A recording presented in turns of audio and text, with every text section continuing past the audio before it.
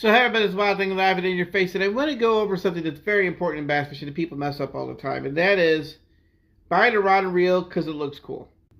Now, this is a Johnny Morris Platinum Signature rod and reel combo. It's a very common combo from Bass Pro, and it's a nice reel. I've caught a lot of fish with it. I've just bought the brand new reel because I had to replace it, but it's still a nice reel. I had it for 3 years, and it was my fault that it broke. And a nice rod, okay? Now, matching what's on the back of the rod, the wording, to the reel is the most important thing you do when you buy fishing tackle. Too often, when we buy fishing tackle, we buy it because it looks cool. We don't know the process of when we use it, when we don't use it. That's why it's important to have multiple rods, multiple reels, much like a golfer. Because when you do that, you are going to make the lure not work correctly, and you're going to make the line not work correctly, and you get backlashes all over the place. So why would you spend money on things that you don't know how to use? Learn how to use them first, cheaper versions, and then work your way up the ladder. Obviously, Rome is not built in a day. Most people that have been tournament anglers for years do not just walk up and start catching bass and buying expensive gear. They either get sponsors for it or they go out and buy it themselves, and they work their way up the ladder.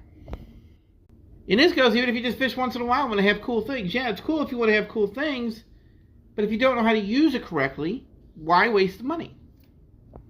It's much better to buy tackle that you know how to use and then slowly learn that stuff and work it into your repertoire and become more versatile over time, so that way you're spending money on things you know how to use and catch fish with. I'm not saying you don't enjoy yourself buying fishing gear. Who doesn't enjoy themselves buying fishing gear? I'm just saying if you want to catch more fish, try to avoid that at all costs. Buy your lures when you need them.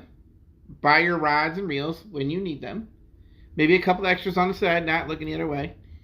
But again, buying rods and reels that you know how to use based on the weight and lure size, based on the reel speed and everything else, that's why you buy that stuff, so you know how to use it. You wouldn't buy a driver to play golf and try to putt with it. So this is the #1 mistake people make. I see it all the time in multiple species of fish. If you don't believe me, look it up. I'm sure there's another content creator who tells you this.